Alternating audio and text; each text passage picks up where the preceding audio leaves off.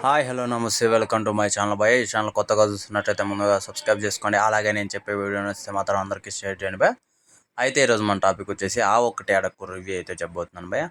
నిజానికి సినిమా మాత్రం సూపర్గా ఉంది బాయ్. కాకపోతే కొన్ని సీన్ల వల్ల సినిమాకి మైనస్ పాయింట్ అయితే అయిపోతుంది. ఆ సీన్లు ఏంది అనేది నేను చెప్తాను, వీడియో చివరి వరకు చూడండి. అయితే ముందుగా స్టోరీ విషయానికి వస్తే 30 ఏళ్ళు వచ్చినా కూడా పెళ్ళి కానీ ఒక అబ్బాయి అంటే పెళ్ళి కోసమే జరిగే స్టోరీ భయ. ఇది పెళ్ళి కావాలి, పెళ్ళి చేసుకోవాలి, ఎవరైనా ఓకే అనే టైప్లో చూపించే స్టోరీ భయ. కాకపోతే మొత్తానికి లాస్ట్ వరకు అయితే ఇలాంటి స్టోరీతోనే ఉండదు. లాస్ట్లో ఒక ట్విస్ట్ అయితే ఉంటుంది. అంటే లాస్ట్లో అంటే కొద్ది మధ్యలోనే ఉంటుంది ట్విస్ట్. ఆ ట్విస్ట్ వల్ల సినిమాకి చాలా ప్లస్ అనే చెప్పాలి.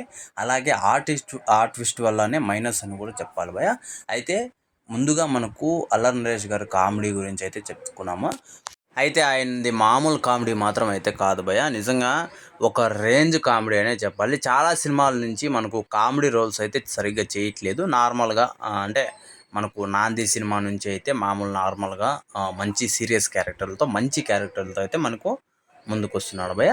అలాగే ఇంకోటి వచ్చేసి ఈ సినిమాలో కామెడీ టైమింగ్ మాత్రం అల్లరి నరేష్ గారిని అసలు కమెడియన్స్ కూడా అసలు బీట్ చేయలేకపోయారు. ఆ రేంజ్లో అయితే ఉంది.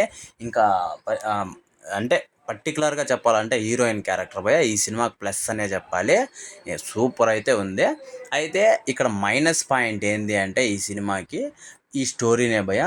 వీళ్ళు ఒక ట్విస్ట్ అనేది రివీల్ చేస్తారు. ఆ ట్విస్ట్ అయితే నేను చెప్పను. కాకపోతే ఆ ట్విస్ట్ వల్ల మనకు సినిమాకి చాలా మైనస్ అయితే అవుతుంది భయ. అదేంటంటే సినిమా ఫస్ట్ నుంచి భారీ కామెడీతో ఉంటుంది. ఇంటర్వెల్ వరకు కూడా భారీ కామెడీతో ఉంటుంది.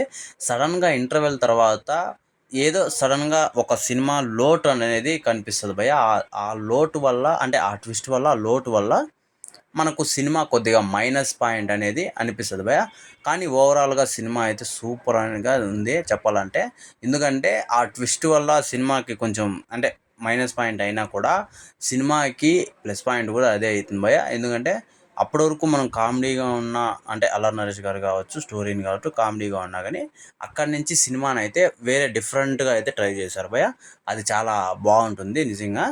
అయితే ఇందులో ఇంకో మైనస్ పాయింట్ ఏంటి అంటే పాటలు భయ. అసలు సంబంధమే ఉండవు, పాటలకి సినిమాకి సంబంధమే ఉండదు. అసలు ఎప్పుడు పడితే అప్పుడు వస్తుంటాయి. అసలు అంటే సిచ్యువేషన్ లేకుండా పాటలు అయితే వస్తుంటాయి.